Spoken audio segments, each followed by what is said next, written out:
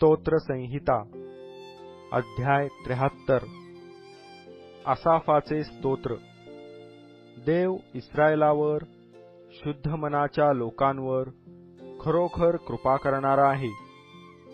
माझ्याविषयी म्हणाल तर माझे पाय लटपटण्याच्या लागास आले होते, माझी पावले बहुतेक घसरणार होती, कारण दुर्जनांचा उत्कर्ष पाहून मी गर्विष्ठांचा हेवा करू लागलो। त्यांना मरणयातना नसतात, ते शरीराने धडधाकट व पुष्ट असतात। इतर मनुष्याप्रमाणे त्यांना क्लेश होत नसतात, इतर लोकांप्रमाणे त्यांना पीडा होत नसतात। म्हणून अहंकार हा त्यांच्या गळ्यातला हार बनला आहे, जबरदस्ती ही त्यांना वस्त्राप्रमाणे आच्छादन झाली आहे।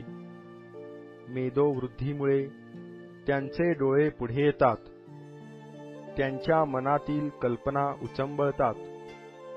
ते थट्टा करीतात व दुष्टतेने जुलमाच्या गोष्टी बोलतात। ते मोठ्या डौलाने भाषण करीतात, ते आपले तोंड आकाशापर्यंत पोचवितात, त्यांची जीभ जगभर मिरविते। ह्यामुळे त्यांचे लोक त्यांच्याकडे वळतात आणि त्यांच्या जवळचे पाणी भरपूर पितात। ते आणखी म्हणतात, देवाला कसे समजणार? परात्पराला काय ज्ञान आहे? पहा, दुर्जन ते हेच, हे सर्वदा स्वस्थ असून धनसंचय करीत असतात। मी आपले मन स्वच्छ राखिले, आपले हात निर्दोषतेने धुतले।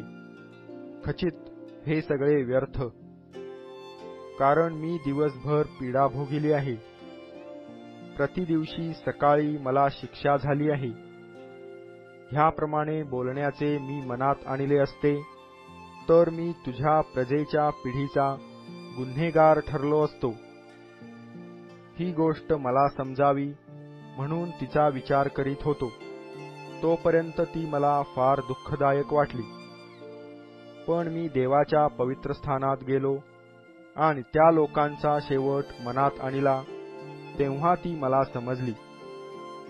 खचित तू त्यांना निसरड्या जागांवर उभे करीतोस, त्यांना पाडून त्यांचा नाश करीतोस। एका क्षणात त्यांची कशी धूळधाण झाली आहे, भयाने ते अगदी गांगरून गेले आहेत।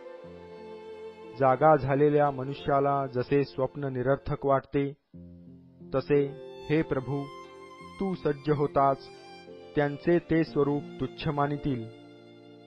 माझे मन खिन्न झाले व माझे अंतर्याम व्यथित झाले। मी तर मूढ व अज्ञानी होतो, तुझ्यापुढे मी पशुवत होतो, तरी मी नेहमी तुझ्याजवळ आहे। तू माझा उजवा हात धरिला आहे, तू बोध करून मला मार्ग दाखविशील आणि त्यानंतर गौरवाने माझा स्वीकार करीशील। स्वर्गात तुझ्याशिवाय मला कोण आहे? पृथ्वीवर मला तुझ्याशिवाय दुसरा कोणीही प्रिय नाही। माझा देह व माझे हृदय ही खचली, तरी देव सर्व काळ माझ्या जीवाचा आधार व माझा वाटा आहे। पहा, जे तुझ्यापासून दूर जातात ते नष्ट होतात।